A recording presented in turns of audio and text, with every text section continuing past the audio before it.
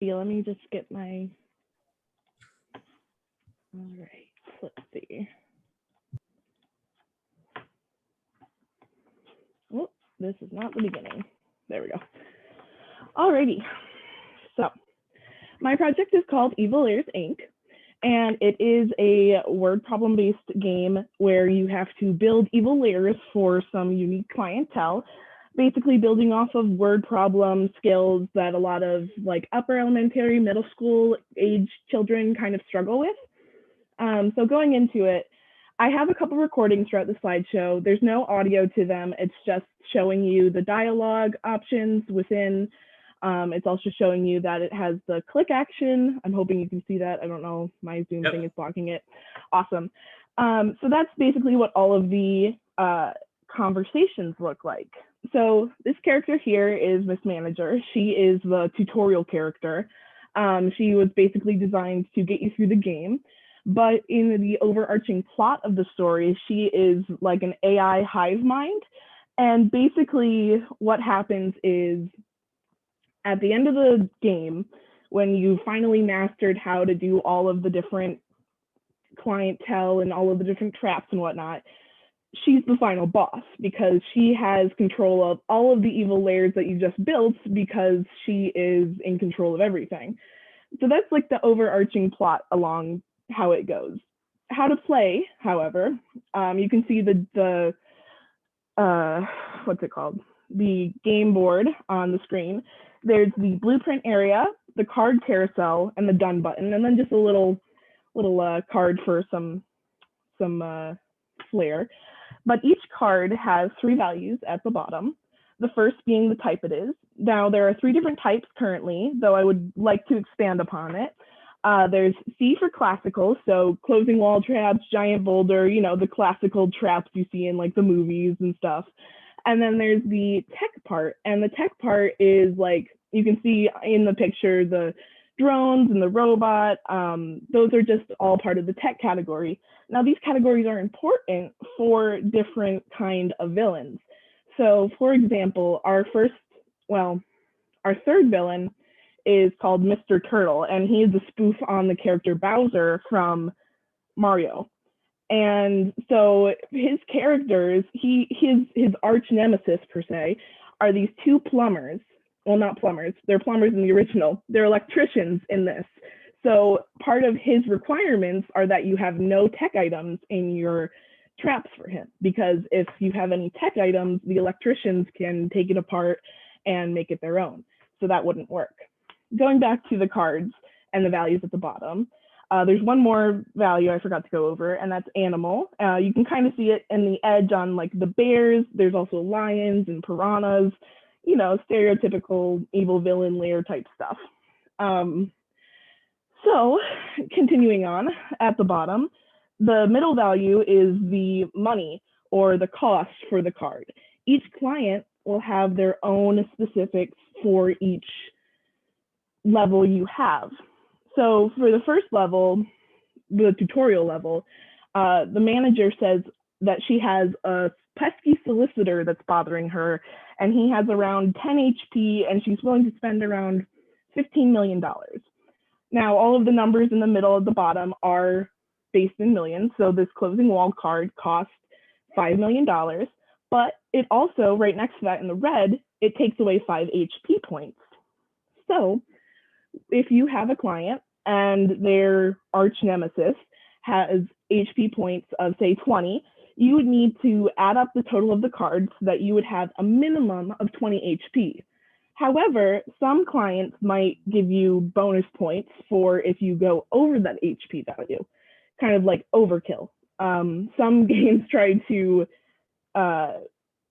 discourage that, but in this game, we would like to encourage it because it's evil villains and they don't care if it's overkill. It's actually kind of better because it makes them look bigger and beefier and scarier. So anyways, basically you have to fit all of the client's needs. And yeah, let's go on to the next slide. So this is a rundown of all of the clients. Miss Manager, she's the tutorial person, and like I said, the overarching secret villain of the story. but she teaches you how to do the tutorial. So throughout the game, she is, if you're familiar with the game Portal, she's very much like GLaDOS in that she is your mentor. She kind of guides you through the process, but then at the end, you find out that she's actually the big bad guy. So continuing on, Dr. Doofy, he is a spoof on Dr. Doofenshmirtz from Phineas and Ferb. All of these characters in the game and any additional characters to be added are going to be plays off of famous villains or just famous monsters, evil bad guys, something that kids can kind of connect to because it's funny to see something that they kind of know. So Dr. Doofy is a spoof of Dr. Doofenshmirtz, and then King Turtle is a spoof of Bowser. So each client has their own style of talking. So Mr. Mummy has a very, what's it called, like posh kind of conversation. There should be a little bit of a example in the following slides, but every character has their own type of speech pattern so that it gives them kind of their own personality, also very much based off of the character that it's spoofing. So going on, this is the background for the game. It is, all of the art was actually drawn by my sister because she can draw. I can design, but she can draw. So all of the artwork was done by my sister. And I just gave her specifications. So in the background, you can see there's a couple little quirky items like the fish in the water cooler and the evil o'clock clock sign, just little bits and pieces to kind of add to the background. To keep kind of everything the same, I've been keeping a design document going with all of the specifics for the different types of colors. So at the top, you can see the purple and the green. That's the official colors for the game, because again, we want to keep it very fluid and the same. So if we click on Mr. Mummy, he's basically saying like, hey, I hear that you can help me with intruders. There's this guy named Mr. Jones. For any of you that might not know, that's a spoof of Indiana Jones. So this is the mummy that he keeps bothering. And so your job as the new hire for Evil Lairs Inc. is to create evil lair traps that would fit his requirements. So he's saying basically that he has $25 million and this Indiana Jones guy keeps messing with him, and that's why he came to us. So part of this is critical listening and critical thinking. So as it stands right now, these are just recordings, so there's no audio, but with every letter that appears, for example, let me run the turtle one too. For every letter that appears, there's a typewriter noise, and that noise was actually recorded by myself because I own a typewriter. So I sat there and I did different ticks to make it sound different. I did the dings to end lines, basically just any sound that I could make the recorder have, or the typewriter make. I basically had it make that noise. Even a jam noise happened, and you know, coincidentally, that ended up working out really well for me because it was just another sound I was able to put into the game as like a error noise. So yeah. And then if you can see in the recordings, everything is click based. So to go to the next level or to go to the next part of the dialogue, you have to click on it. So there's no keyboard usage. It's all just point and click. Similar with the game, it's just drag and drop. So all you really need is a PC and a mouse. There's no special equipment needed. And it's super easy to play for anybody with any kind of disabilities because it's only mouse. Because I know personally for me, sometimes typing can be really hard on my hands, but using a mouse is a lot easier. So something with a drag and drop aspect can be a lot easier for some people. Going on. So target audience and future updates. So like I said in the beginning, this is aimed towards upper upper elementary and middle school students. When I used to work as a tutor in high school, I would work with that age range. And a lot of the students had a very hard time with being able to go through the word problem, pick out what they need, pick out the key parts of whatever it may be. There's a math problem or an English problem or whatever it may be. They just have a hard time picking it out. So adding a cute character and some funny traps to add with it kind of pulls it all together to bring interest to the problem. So kids are very distracted easily. So having these bright, colorful characters saying these funny things is more likely to get them to listen and develop those important skills needed to go through the word problems. For future updates, like I mentioned, also more villains. So I would like to add a bunch more spoofs, one of which is Darth Saber. Instead of Darth Vader, it would be a saber-toothed tiger that looks like Darth Vader. You know, just little funny things added here and there, more characters that kind of you might know, but like technically they're not those characters. Endless mode also. So this would be basically try to keep going through as many clients as you can with increasing difficulty.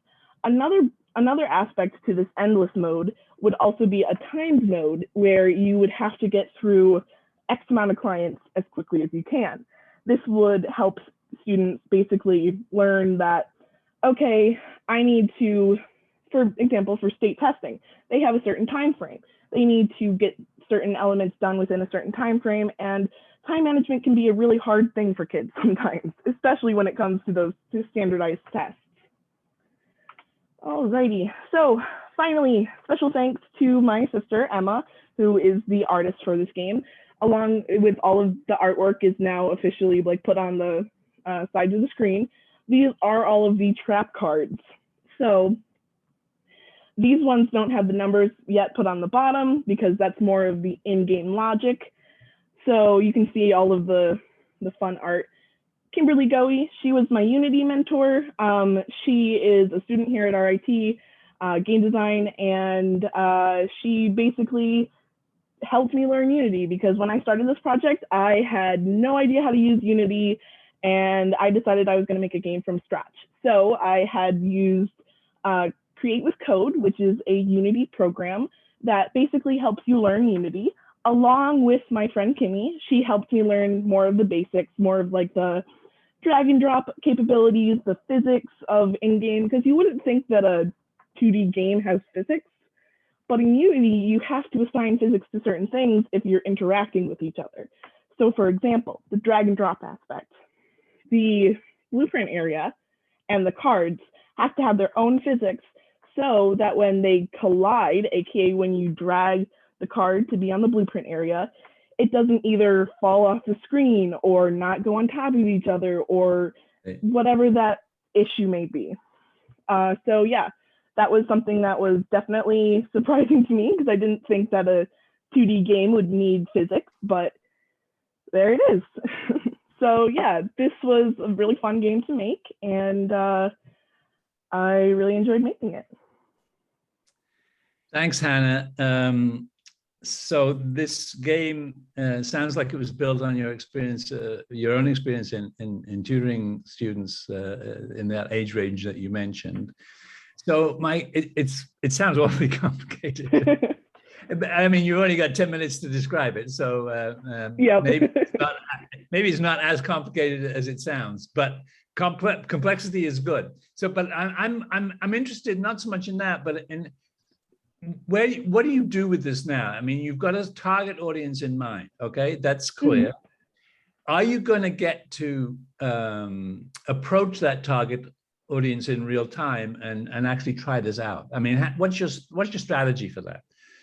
So ideally, I would like to turn this into a mobile game because kids are more likely to use a mobile game than they are a PC game, because a lot of times schools will use iPads or kids have phones now, so they can just download it on their own phone. So that would be the first step, would be to reformat it into a mobile platform, which is also something I've never done before. But that wouldn't be too hard because all of the core game is there. It would just be formatting. From there, then I would hope to release it on the App Store. There's an approval process for that. The Android App Store is a little bit more lenient with that, but the Apple App Store, you have to get approved and whatnot.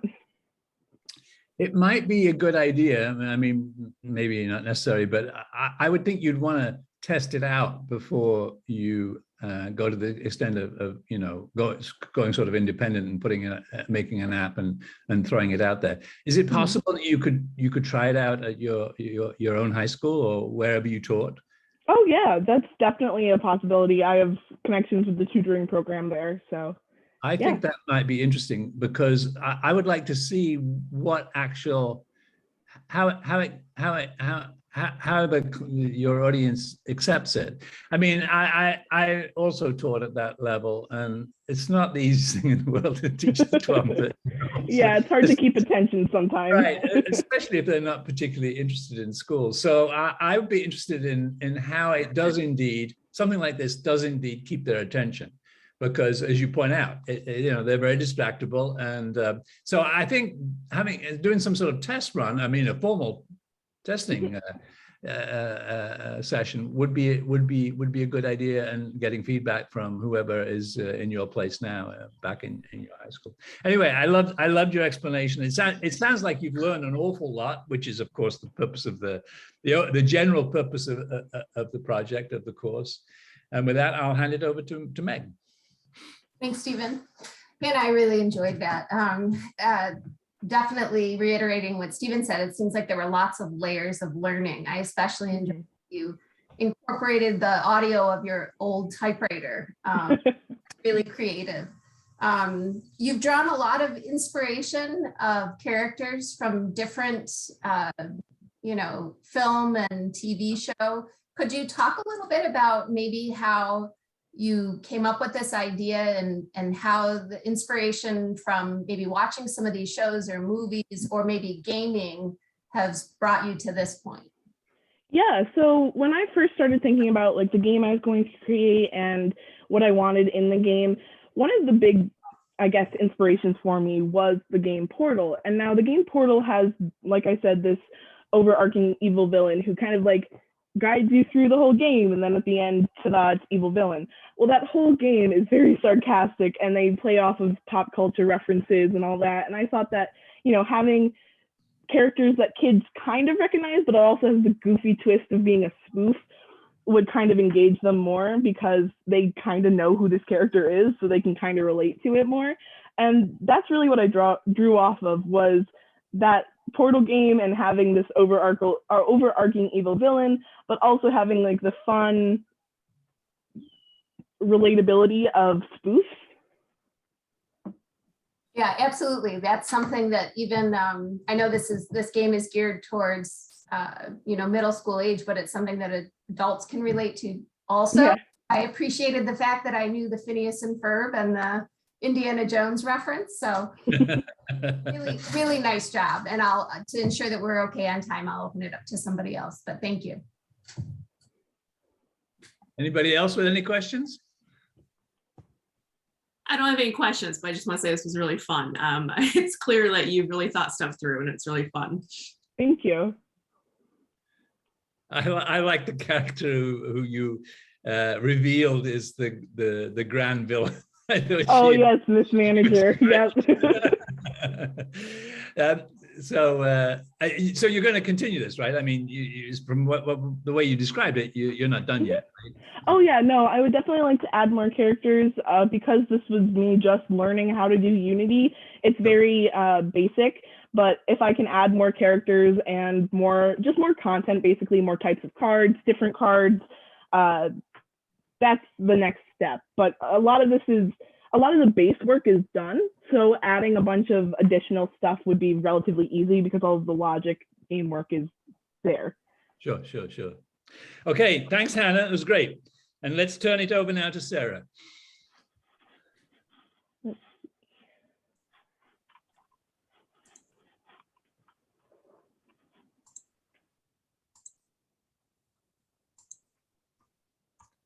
Okay, all set up. Hi.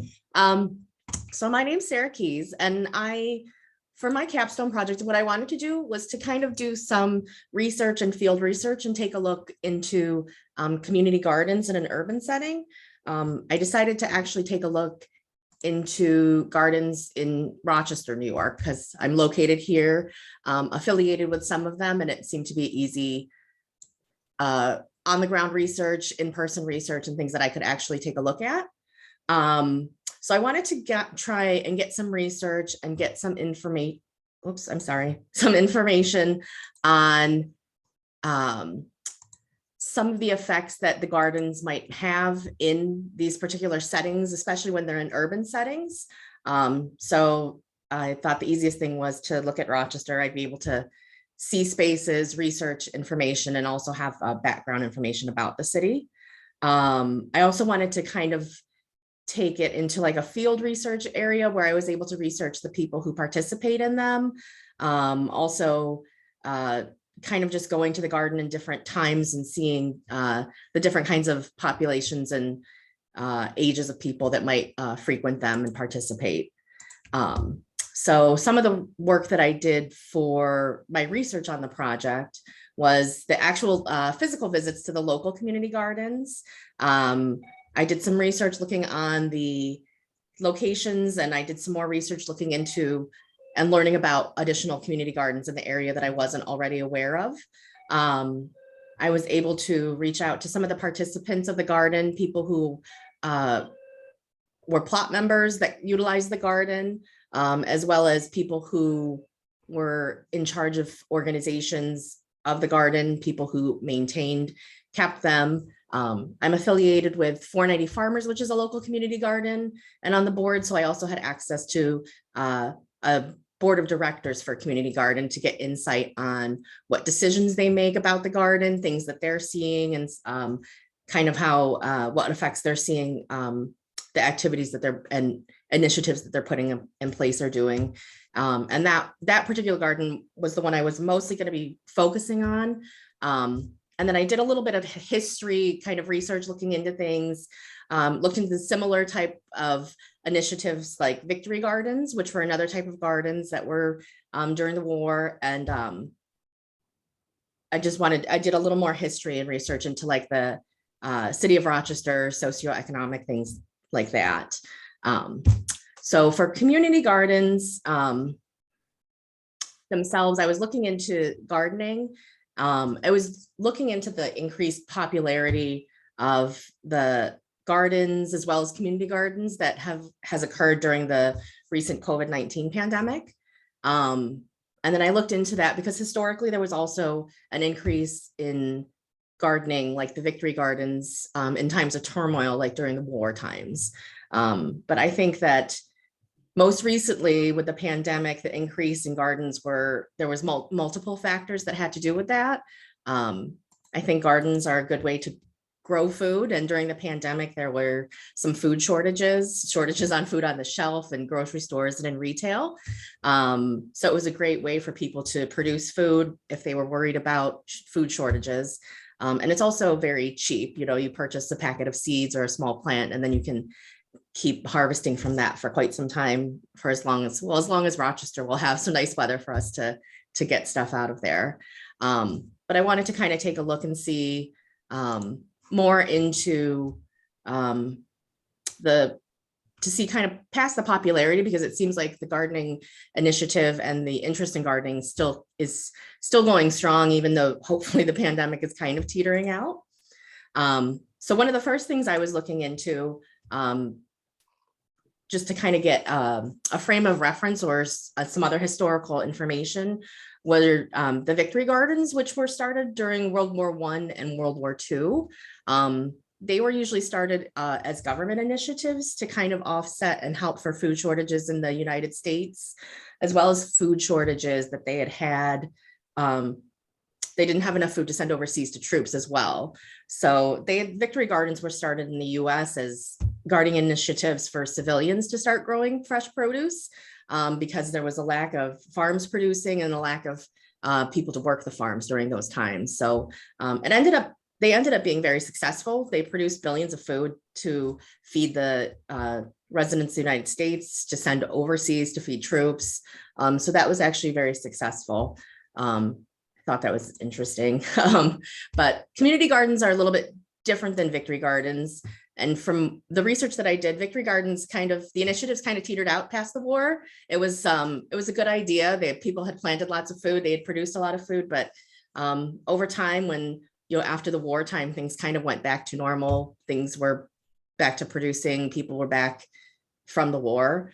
But I wanted to take a look at the community gardens in the area, especially in Rochester, to see what kind of impact that they had.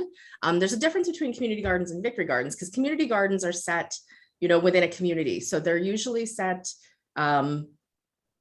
where there's enough room, but they help in many different areas where the community they're placed in. So they can help out areas that might have some food insecurity issues by producing fresh and nutritious food. They provide a space for education. A lot of things that go hand in hand with gardening and these community spaces ends up being a lot of educational opportunities. And then in the urban areas, particularly, like, for example, in Rochester, what they do is they provide a more attractive, better looking green space. So a lot of times they'll be placed in an area that might have been vacant, not used, and not so attractive looking.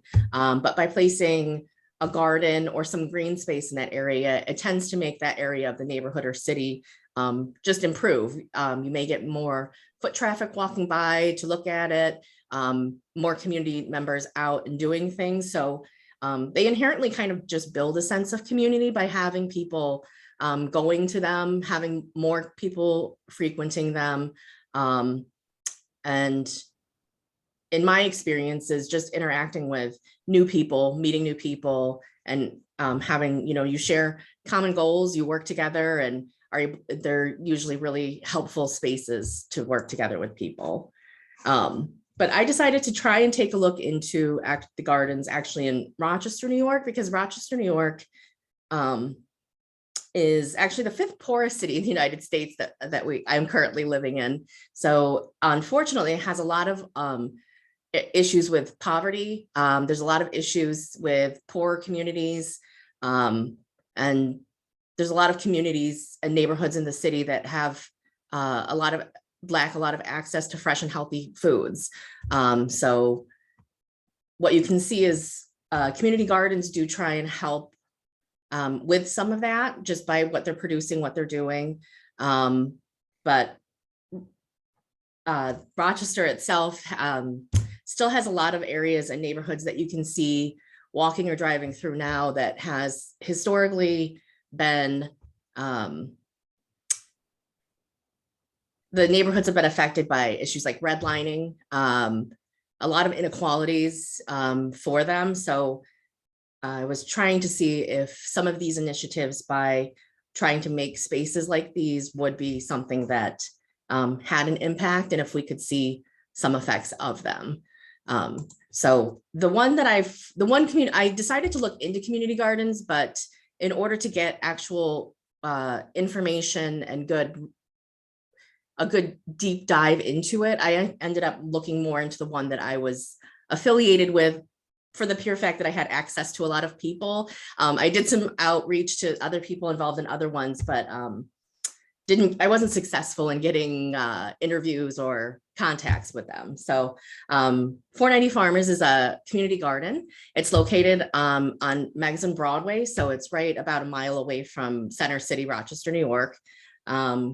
It's actually on a Department of Transportation land in the city, but it started just a few years ago, I think about 3 years ago. And they have made the space into a really vibrant garden. It has spaces for people to, you can rent plots in them to garden. It has communal areas for people and anyone that walks through to take food from and or help in. They are working on initiatives to help with food scarcity, providing free CSA shares to residents that qualify. And they do a lot of educational programs with the Rochester City Schools, a lot of K through 12 students. So a lot of my on the ground field research with this particular garden, I was able to see firsthand some of the effects that it had. I was able to see them holding classes like pollinator classes for elementary students to learn about the effects of bees and on the environment and things like that. I often saw new people walking in because I would ask them what made them stop. And it was usually a lot of times just they wanted to kind of they could see all the green and they could see everything that was a little, the only green space for probably quite a few blocks. They wanted to just come in and check it out. And a lot of times, just that attractiveness of having that green space was, they would come and check it out. And then I would see them another time coming in to help on a volunteer night or doing something. So I did see the farms, and when I was in them and asking people who are participating in them or new to them, I did see a lot of communities being built and friendships being made and things like that. So I know that I did have, was able to figure out some of that. The one downside with what I've found so far is a lot of the community gardens don't have a lot of actual qualitative or quantitative information or data to look from. So I guess what I want to do with this project is take it a little bit further and see if, while I continue to work with this particular organization, if I can maybe start to collect some actual quantitative data, things that they could use for grant writing, and actual data that might be useful for the future, for other gardens to start to get some information. So I feel like my project was really more getting on the ground firsthand knowledge, but I have more actual data collection to do because sometimes that's helpful for a multitude of areas. But that is pretty much my presentation. So if anyone had any questions, I'm certainly. Sarah, while you were talking, I just quickly looked at, because I was not familiar with the 490 farmers. So I've just been looking at some photographs while you were talking of the site. And I can't believe that I don't know where it is. I mean, you said it was on Meggs and Broadway, and it looks fairly extensive. I mean, what's the acreage? I mean, technically, it's Department of Transportation. So all of the green space that runs from the fence above 490 up into Broadway and a little past it, they were able to claim to use. Next time I driving through the city, I'm definitely going to check it out. So very interesting presentation. What's your sense of? You said during the war, and it's interesting to have somebody of your generation still referring to the war, which happened 80 years ago, as if, you know, the war. Okay, I mean, I'm from Britain, so we still talk about the war, but not. I'm not used to hearing Americans in 2022 say use the phrase the war. Anyway, but that aside, you said that it sort of petered out when things got back to normal. So what is do you have any sense of how this very obviously productive and sensible way to go about things, do you have any sense of is it evolving? Is it getting more popular? Is it static? What's the deal with how it's evolving? For the gardening initiatives and the community gardening? Not just the 491, just the principle in general. So from what I've seen there's definite growth from the research I've done online in many cities in other countries. A lot of people are finding, I think the pandemic had a lot to do with it, because there was a lot of people that started it in backyards, smaller spaces, participated in community gardens, and a lot of the gardening scene itself has grown a lot. I think all the initiatives with climate change, with pollinators being a huge issue, with people realizing that it's more beneficial to have green spaces, flowers, weeds growing to help keep the bee population up, is helping people be more aware of that and participate in it more too. Is the city involved in this? Is the city promoting this at all? The city is not in this particular garden. They are not involved in it. And it's another thing in urban settings too, when you look at it, the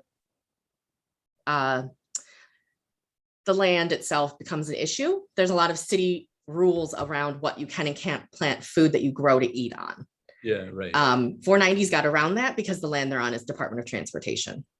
I see. Interesting. So yeah, the city, there's also in the city of Rochester itself, because of the history of it, has a lot of brownfields that you can't plant on. They need a lot of soil remediation.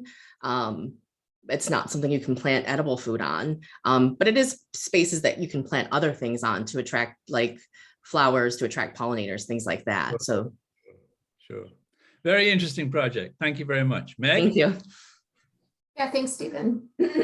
So Sarah, I thought this was really interesting. I have a couple of questions for you. One is, have you had any communication with FoodLink? So they also have community gardens, but they also have a pretty significant education component to their mission. And so may actually have some really good data that you would be interested in.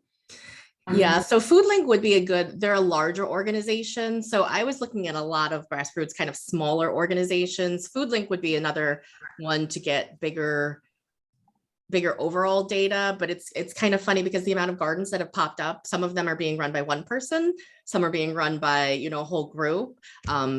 So there was just a lot to gather and kind of see where it was. And FoodLink is on the list of the city of community gardens and things like that. So it was one of the many, but there was about 55 to 60 to look into. So I was just kind of trying to weed out some of the ones I was able to get access to. Sure. And it sounds like you've got a lot of foundational knowledge now and are planning to take this to another step.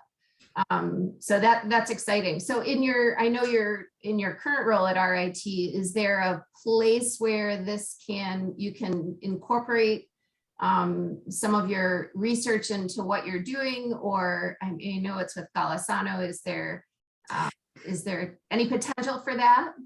It's funny because I think that there's always a potential for it, because what community gardens end up doing is it ends up building community, it ends up building teams, and it ends up building, having people work together. So, I see in the future, this could be something that a group of staff could work together on.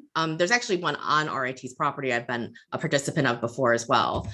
I've participated in like 4 or 5, and there's only so much time in the summer, so I pared it down to 2 now. But yeah, it inherently builds like a good relationship team, like people working together, working in the garden. Gardening is also just a very therapeutic kind of relaxing activity for many people, and being outside also helps with that as well. I could see it being more of a team building effort in my particular job, but because it doesn't really have a ton to do with computing, but things like that. Right. No, I love your idea of it building community, and doing that with staff and faculty is a great approach. So nice job. Thank you. Any other questions out there? Yeah, leave it to me to pipe up. Hi, Sarah, we haven't met. I'm going to shoot you an email after this, though, because it's really exciting. I'm a faculty member in SOIS.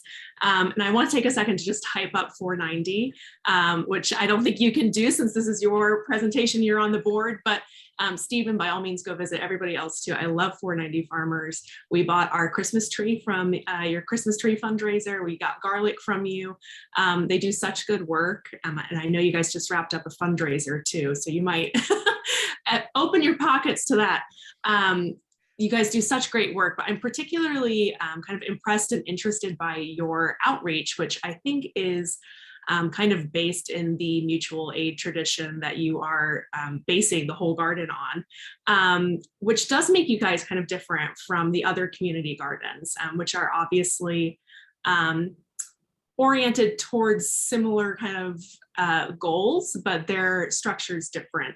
And I'd love to hear more about how you guys have developed the space and your kind of outreach approach over the few years that you've existed, because I think you've grown so impressively and very visibly in a pretty short period of time. And I know these other gardens have existed for a long time. And maybe they're not wanting to do the same kind of outreach, but there's something very different about 490 Farmers. I'd love to hear whatever you have to say about that. So they do take a more mutual aid approach. It's a very grassroots approach. Mutual aid's a very mutual type. we ended up becoming a 401(c). So there is a hierarchy now. We do have a board. In the beginning, it was grown mostly with just whoever is able to help, who wants to help. If you have an idea, if you have an initiative, if something you want to start, you can start it. And a lot of that, I think, helped build it, because if there was somebody who wanted to build a food stand, then you build a food stand. If there's somebody who wants to plant a watermelon over there, you plant a watermelon over there and you watch it grow. But it helped people keep coming back to the space. They were invested in it. They kept coming back to it. They were meeting more and more people. It honestly seems to be something that grew very naturally. But it grew very fast. It went from just a small, like 12 4x4 plots to now we have probably over 50 or 60. There's a whole free food forest that you can walk through that's maintained by everyone that participates in it. And it just became such a group effort. And people within Rochester were just coming to it all the time. So it was just that buzz about it that just helped it so much. That's great. Thank you. And nice to hear that it's kind of natural. I love that. Yeah. All right. Well, hearing no more questions, I think it's time. Stephen Peters got a question real quick. I'll Okay. make it quick because I know you have a schedule to stick to. Hi, Sarah. Nice to meet you. I am not a gardener, and if you drove by my house and looked at my lawn, you wouldn't even question that statement. But I'm very interested in what might be sort of a related area that's probably complementary, which is composting. And in some cities, the city actually supports it in the way they do recycling, or there are large community groups, but it seems like it's kind of a nascent thing here in Rochester. Any connection there? Anything going on in that space that you know about? So there is compost. It's compost that's open for anyone to bring any organic matter, vegetables, fruit, any food waste, besides like meat, dairy, and things like that. They actually have some educational composting things that go on. So we have a couple people who are really into composting that'll hold sessions on the weekends. And Rochester, actually, I'm part of a pilot program for composting in Rochester as well. So that is something that the city's looking into starting. Right now it's a drop-off program. So I drop off my compost every Saturday, and then they're looking at ways, since it's a pilot program, they're looking at ways of getting that compost out to city residents.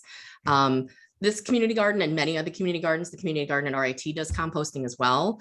But yeah, we try and compost as much as possible, teach people about composting and the benefits of it. And we use our compost in our garden itself as well. But they're getting there. Okay, well, again, they're probably not directly related to your capstone, but I figured you were the person to ask. So, thank you.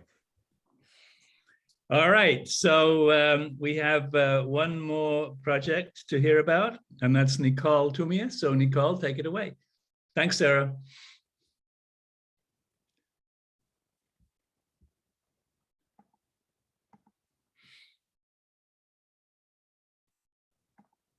Hi, sorry, this is my first time sharing my screen, so I'm just trying to figure it out. You got it figured out. Yeah. Usually my computer doesn't let me, so we're having a good day today. So my project title is the lesson learned from the COVID-19 pandemic for occupational therapists, specifically in a pre-K to 12 setting. Just a little bit of background on my project. It is a research project and how the COVID-19 affected this field for schools, for the occupational therapists that work there, and also for the students who are receiving the therapy. I did explore the changes made through online research. I will also be conducting a survey. I will get more into that later, but unfortunately, I'm still waiting for approval. So I have not been able to do that yet. I'm pretty much trying to determine if these changes had more of like a positive or a negative impact on the community and the field, and if it created any challenges for the occupational therapists that they didn't think that they were going to be experiencing. I always like to start with a brief definition of occupational therapy. I always find that whenever I explain to people that this is the career choice that I want to pursue, they don't know what it is. So I find that very common. So this is directly from the AOTA website, which is the association, the American Occupational Therapy Association. So pretty much it says occupational therapy is the only profession that helps people across the lifespan do the things they want and need to do through the therapeutic use of daily activities. One thing that's nice is they help, promote health and prevent or live better with any injuries, illness, or disabilities. The one thing about occupational therapy is that it is all ages. It's not just one specific age. So during my online research, I was looking at changes in the field that was more towards the beginning of COVID, how like everything just shut down all at once. Everything happened super fast. Now that we're more, it's been a couple of years now, we're, getting back into trying to be, I guess you could say, normal in a sense. But in the beginning, there was actually an increased need for occupational therapy with all ages, actually, from the recovering from COVID-19. So it created the need for a lot of people to need and want access to this service. There was also a decrease in being able to receive the service. Lockdown had a huge part in doing that. A lot of occupational therapists stopped working during this time because they weren't able to do the in-person therapy sessions, and not a lot of occupational therapists wanted online, or the patients didn't want online. That took away from what they specifically needed and wanted. And then of course, one of the main and biggest changes that happened was telehealth, or in this case, teletherapy. Everything changed to online. It was, a Zoom screen like we're doing now, just, talking through a computer and not really getting the physical help needed sometimes. If they needed the hands-on help, you had to just learn how to problem solve through what they were telling you to do instead of being shown. As COVID went by, things got better. We got vaccines and we were able to go back to being in person to a certain extent. Of course, there was social distancing and a temporary end to group therapy. I found this super important, that this was like one of like a very important change that I felt was kind of negative. The kids at the school were not able to have group therapy sessions with other students. They were not able to, work together and problem solve. And, I feel like this took away from learning, certain things and, working on certain aspects in order to live the everyday life. So there was definitely a social decline, and definitely I would say, it was harder for students, work on like their social skills. Of course, there was an increased use of online therapy sites. A lot of parents didn't want their kid going back to school. They didn't want them going into a place that could potentially cause them to get sick, or, be around other people who are sick. So a lot of parents did want to use that telehealth in order for any of their child's sessions. There was a big increase in challenges for patients and therapists. This could be anywhere from, using an online software, technical difficulties and things like that. But there was also a huge lack of materials. This would mostly, based on my research, had to do with the fact that the students were not in school where the materials were located. So they didn't have the materials at home to be able to do any of the tasks that were being asked of them, or any of the therapy that were needed.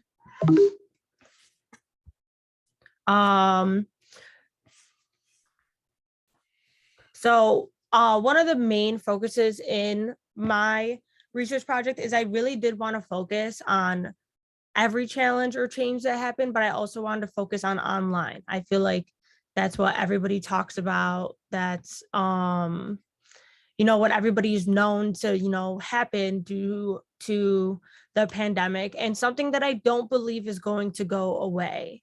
I do believe there's always going to be some things that will not be completely online, but will have online options. So I wanted to explore this. When I did my research, I was researching what like different occupational therapy places would use. The biggest platform was Zoom.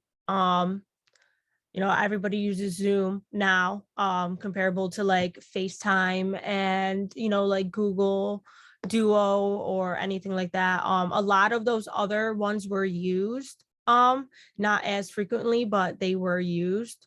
So I thought that was interesting to see that there was a bunch of other platforms that were used in order to give these therapy sessions online.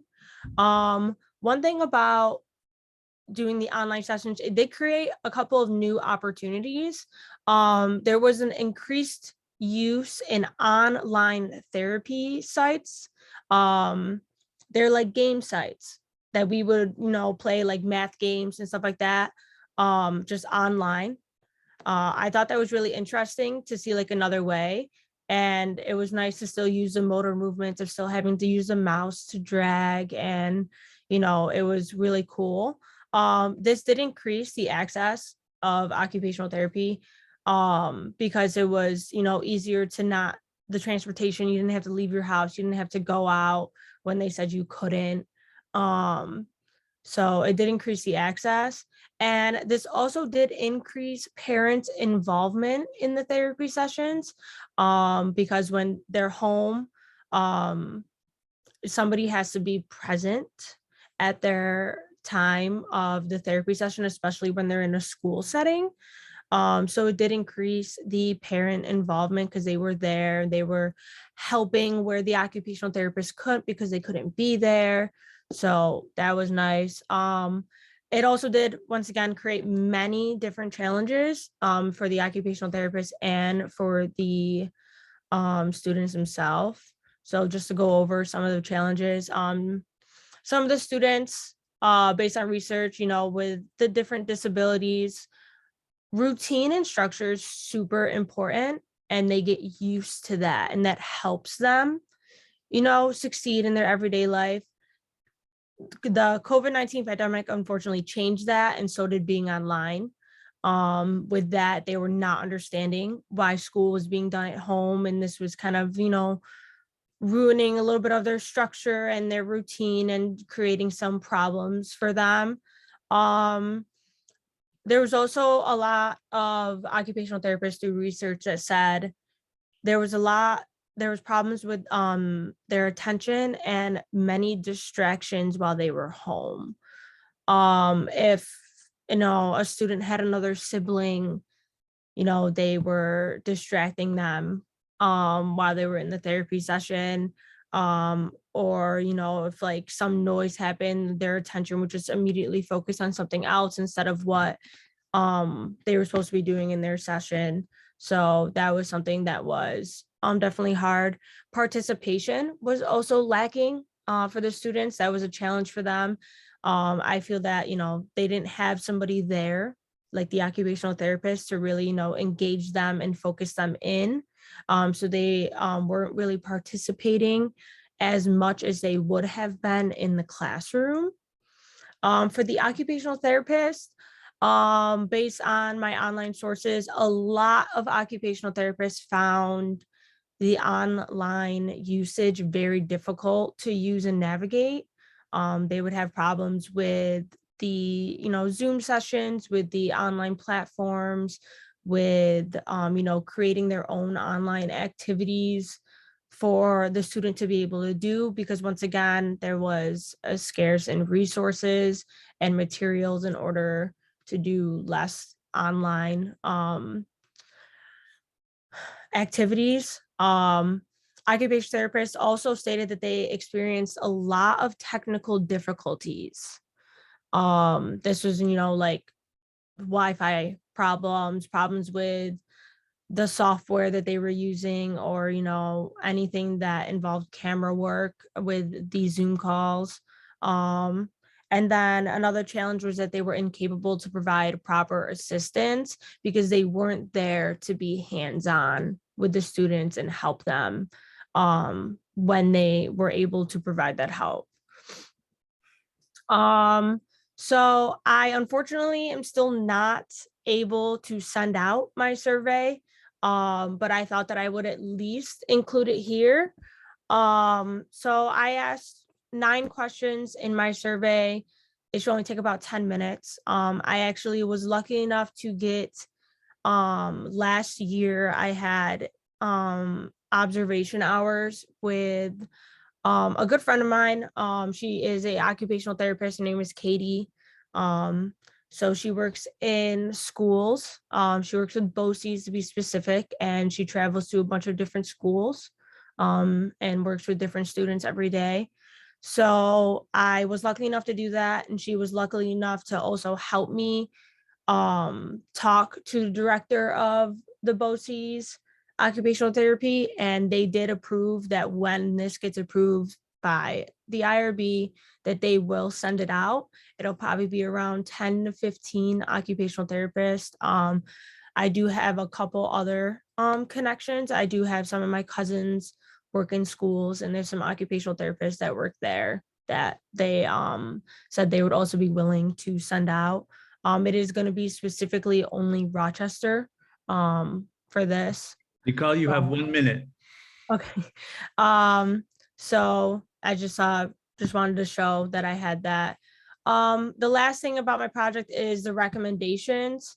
I wanted to, go over and like see like what do occupational therapists feel. I really want more of my recommendations to be focused on my survey though, because they're, a real live occupational therapist giving these recommendations instead of somebody who wrote an article giving the recommendations.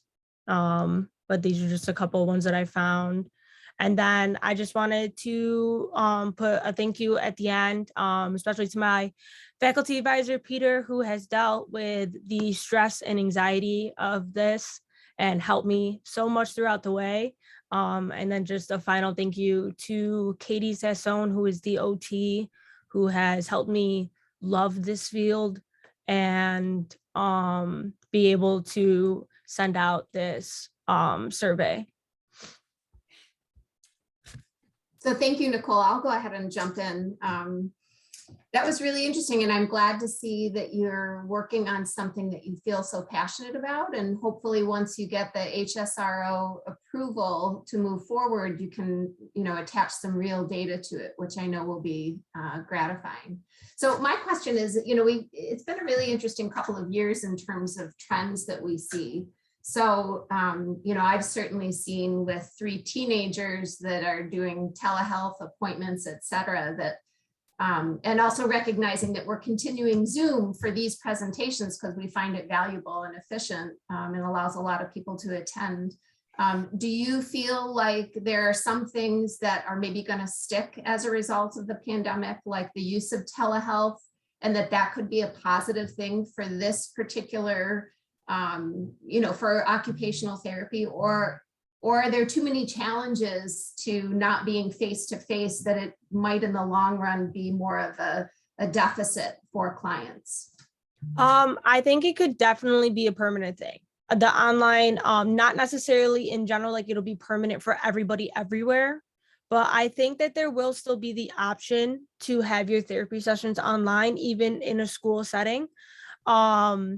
Only because, it's the pandemic, if it never ends, a lot of parents are not going to be comfortable with their students, unfortunately, attending an in-person class, even with social distancing and everything. I do think it will become permanent in certain aspects. I do think in order for it to be, there are some things that need to be fixed. Proper training with parents and the occupational therapist in online platforms, where that's the video call platforms, or how to use like the online sites that involve activities for students to do.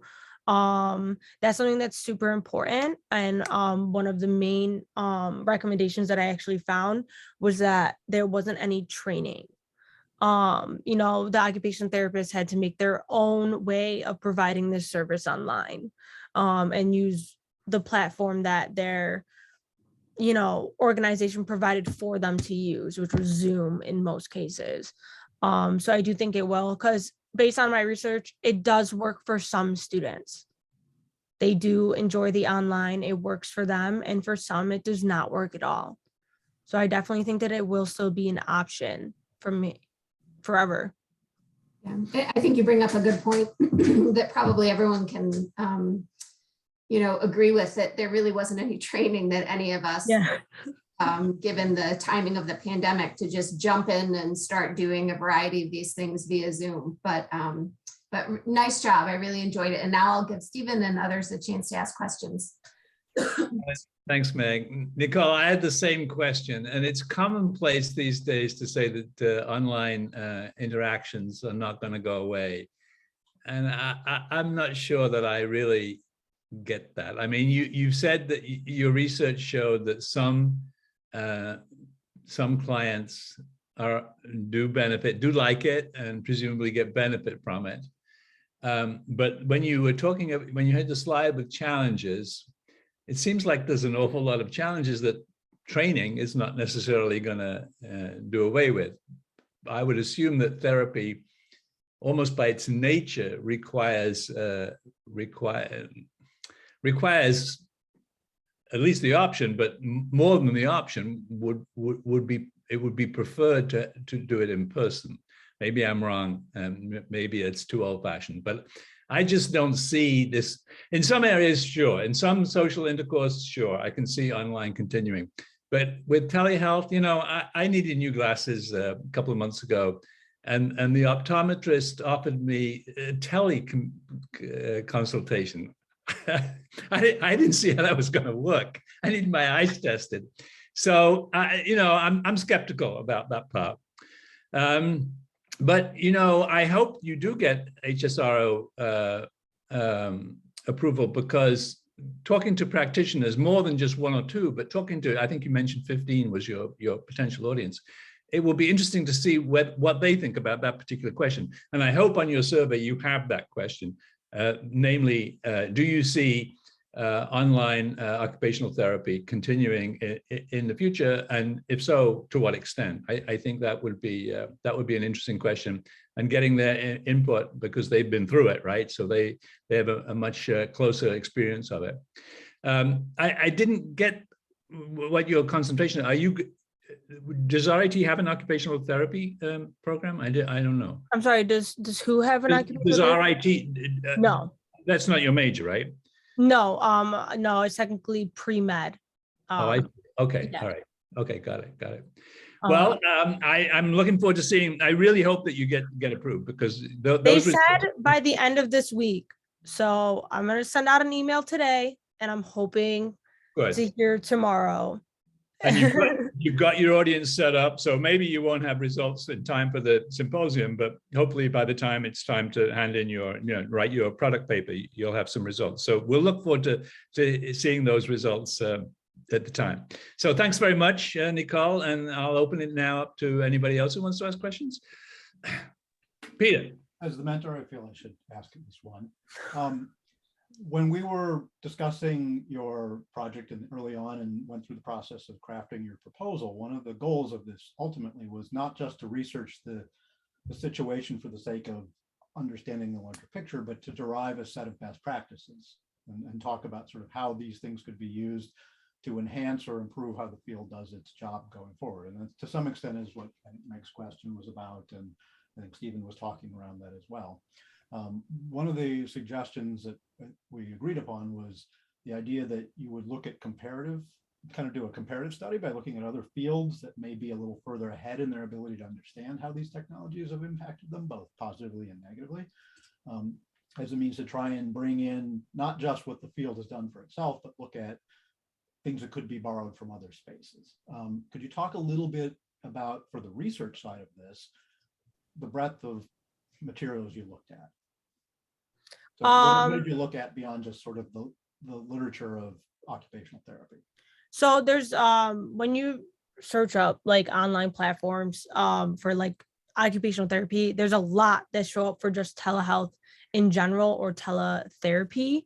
as in therapy sessions, like with like a counselor or, psychiatric appointments. So I did look at those, and I kind of did compare like issues that they were having. So I did look at like what it would be like in a basic like doctor's office, the one you go and see most of the time, and compared to the occupational therapy, where the services provided are easier to provide online for a doctor than compared to an occupational therapist. So I was looking at stuff like that. I did not include any of that in my slides, unfortunately, because I did want to do more research on it before I made a complete comparison. Because I also want to look at other ones. I haven't seen anything on like certain medical fields other than just like, the basic checkup, the therapy sessions. I've not heard about the eye doctor putting their sessions online. That was one that I have not heard about yet. So that was definitely something that I'm gonna look at now to see if like that, like, because you have to get an eye test and it's very hands-on, and it really involves technology that's in an office, how that compares, those challenges and how those ones compare to occupational therapy. So I do want to do more research in different fields other than just like therapy with a counselor and your doctor's office. So I do plan to do more still with that. Okay, thanks. Altogether, it's a fascinating issue. What is the future of online interaction, social interaction? I think it's an absolutely fascinating issue, and this is just one area. So good for you to have started to investigate it. And with that, if there are no more questions, we are 8 minutes over, so I guess that's not so bad. It's about average. And we will see you all in, I just checked the date, it's the 25th, the symposium, so it's just 11 days away. So we will see you in 11 days. Okay. Fantastic job, everybody. And just want to reiterate how proud we are of you for doing this work. And we know that you're balancing full-time jobs and families and lots of other classes and expectations. So really nice job. And we can't wait to celebrate with you on the 25th. So take care. Absolutely. Bye, everybody. Thanks, Peter.